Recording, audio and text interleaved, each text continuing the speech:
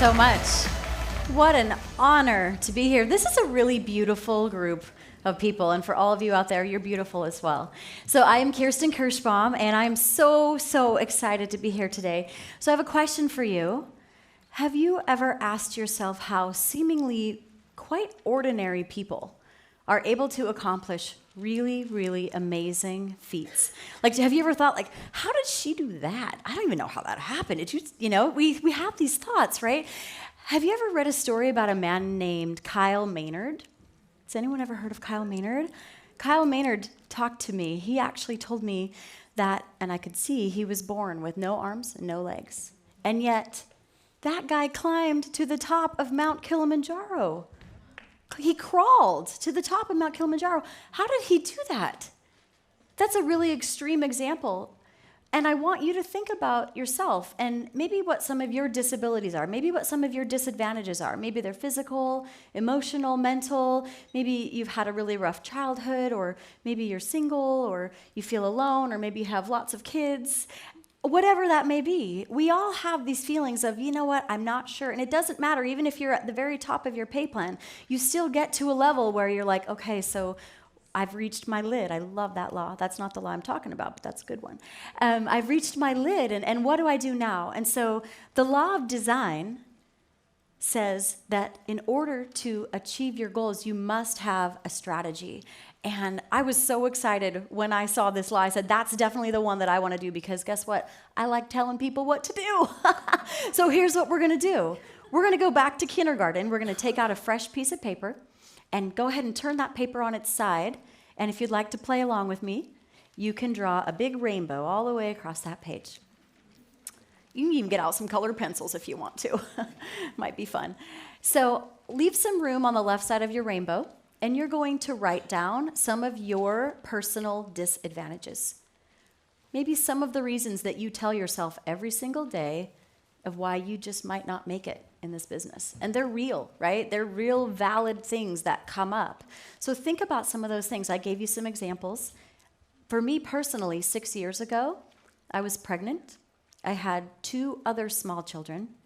I was completely broke. I was getting kicked out of my home. Actually had to move in with my in-laws, bless their hearts, and in debt, angry, ashamed, confused, and just mad at the world, not really knowing what I was supposed to do. And yet I knew that that was not what my blueprint was. That's not what I was going to stay in, right? And so on the other side of your rainbow, I want you to write, first of all, the highest rank in your company. Are we not trying to achieve excellence? Like total excellence. I mean, we want to feel good. We want to have character, and we want to win, right? That's what we're doing. We're winners here. So how are you going to win? On the other side of your rainbow, at the end of the rainbow is how you're going to win. So we're going to write the top rank in your company. Write down your dream car. Write down your dream vacation. Write down maybe the name of the school that you would love to send your children to if you could afford that school. Write down some of the charities that you would contribute to if you just had the extra money to do that. What is at the end of your rainbow? And right now, I'm going to teach you the exact strategy to get there, okay? So I'm going to do this with 5 pillars. We're actually going to turn our rainbow into a bridge. This is easy for me to remember to speak about. It's also easy for you to remember when you're trying to remember what the lady in the purple dress said, right? So the first pillar that we're going to talk about is called take charge. Right now, you take charge. It's no one else's fault if you don't make it to the end of the rainbow. It's not your mom's fault. It's not your dad's fault. It's not your upline's fault. It's not your kid's fault. It's your fault. And I want to take you to the moment where I recognized that very clearly when I had moved into my in-laws' house and I had just had this brand new baby and feeling so weak and so vulnerable. And I prayed to God and I said, I know that I have this opportunity with network marketing and I have all these beliefs and all these things about it, but I'm going to do it. So I need you to show me a little bit of success, just show me that I'm on the right path, and I'm going to take charge. And this quote came to me, and I have lived by this. There are 2 choices in life: to accept conditions as they exist, or accept the responsibility for changing them. Take charge. It's simple. And it's true. And if you felt like you took charge before, and maybe you forgot that you were taking charge, Remember, go back to that. You're in charge of that. The second pillar in our rainbow bridge is called collective genius. And thank goodness that's what you're doing right now, right? You're watching this program either live or recorded later. You're tapping into the collective genius of all the people who have done it before.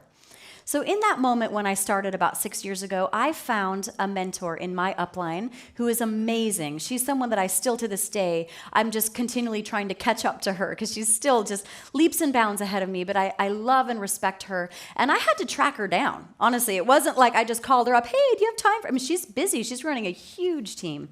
And so one day, I'm not saying you have to do this. Maybe this is creepy, but I was desperate. So I actually knew where she lived. So I called her and she didn't answer the phone. So I drove over to her house. And I pulled up and I texted her and I said, Elise, I'm in front of your house. I need to talk to you. I need 10 minutes. And she's like, all right, yeah, come in. She opened the door still in her black bathrobe. Like she wasn't even dressed, right? And I'm like, just give me 10 minutes. And she's like, okay, come in. I respect that, right? Like you tracked me down. I'm going to give you some time. So we sat down at her kitchen table and she pulled out a piece of paper. You want to know what she told me? Okay. That's in a later pillar. I'm going to tell you about that later. The point is that the collective genius of people, there's no new information. Success leaves clues. Find someone that you want to follow and listen to what they say. There's a pattern for what they've done. And it's not, there's no guesswork there, right? It's a matter of following instructions. So the collective genius, even Tony Robbins, when he wrote the book, Money Master the Game, he didn't just sit in his room and be like, I wonder what I think about money. No, he went and found all the billionaires, all the people that are managing the money around the world. And he asked them, well, what are you guys doing, right? What do you think about this? And he put it in his book. So the collective genius works. Napoleon Hill did the same thing, right? Collective genius is pillar number 2. Pillar number 3 is your belief blueprint. Your belief blueprint is all about who you are in your head. And you want to know a little secret? We all got the monkey mind going on, right? Even me, we all got the monkey mind. We're brushing our teeth in the morning, and I have a choice. What choice am I going to think about? Am I going to go into the negative thought? I'm going to jump into the negative vortex, or am I going to jump out of the negative vortex? The belief blueprint is how you think about everything in your life. And you know what? It probably comes from how you were raised. It probably comes with how your parents were raised. It's okay. And first of all, I think it's important to honor your belief blueprint and recognize that it has kept you alive all these years and it's kept you where you're at now. And there's a lot of goodness in that. But you also want to up-level, right? And you have to up-level your belief. The strategy for up-leveling your belief is really, really important. It really is key, isn't it? And I would propose 3 levels of belief that we need to look at in this business to really, really get it and to really move forward. The first level here is your belief in yourself. And I want you to write this down. On a scale of 1 to 10, how strongly do you believe that you can do this? Just be honest. Could be a 1. If it's a 1, you're probably turning this off right now and you got to go, you're over it. If you're a 10, you're like, I'm all in. I will never stop. I want this more than I want to breathe. I totally know I've got this in me. This is what I'm called to do. And if you're somewhere in between, then great. But just write that down. The second level of belief is your belief in your company. You have signed up to be a distributor for your company, for the products and for the services of your company. How strongly do you believe in that company? Like, what does that mean to you? Do you love the products? Do you have a product story? Do you have experiences with your products? Do you know the owners of the company?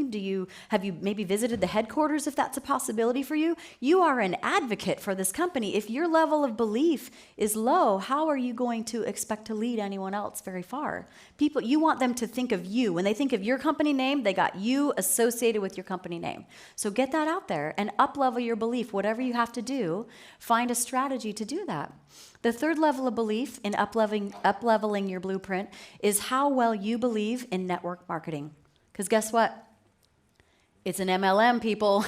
Yes, it is, and we love it. And you have to get over that, I'm doing this thing, and you have to stop that. And you have to fill your mind with things and surround yourself with people who love network marketing and who are the best of the best so that you can see what a valid business opportunity is, that it is the best, is it not the best business opportunity in the world? I think everything should have like a network marketing side to it. You know, my friend tells me, oh, I'm a photographer. I'm thinking, cool. Is there some way that you could have other photographers and it's like this whole thing and you work together? Could you do that? I don't know. You need to figure that out. So it's the best. So up-level your belief in that.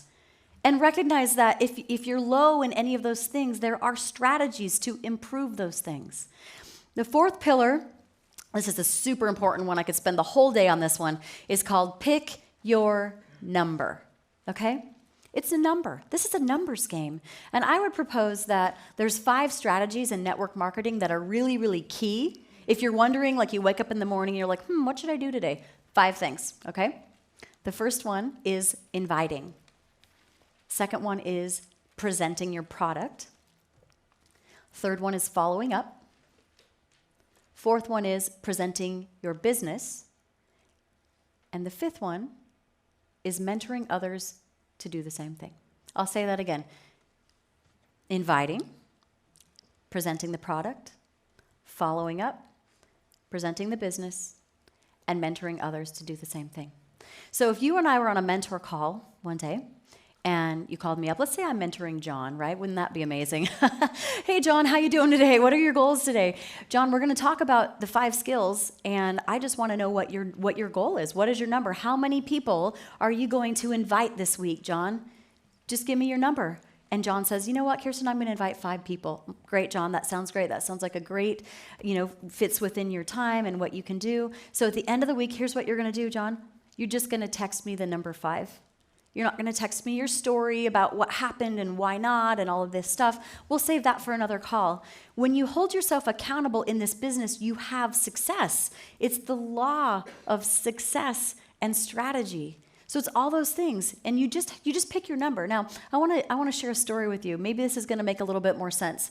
So imagine that you're Michael Phelps, okay? You're this amazing, most decorated swimmer of all time, and you've trained your whole life. You train in the pool for hours a day to shave off seconds of your time, right? So here you are. You're at the Olympics. You're in Rio. You're on the starting block. The gun goes off. And you jump in the pool and you're doing the butterfly because that's really cool. And you're doing the butterfly and you're going and you go down the pool and then the other way and then back. And here you are, you're on the home stretch. And you're going and you see guys next to you and you're like, okay, I think I got this. They're getting close, but I think I got this, right? So you touch the wall, you pop your head out of the water, you rip your goggles off and you look at the time. They forgot to start the clock. Darn.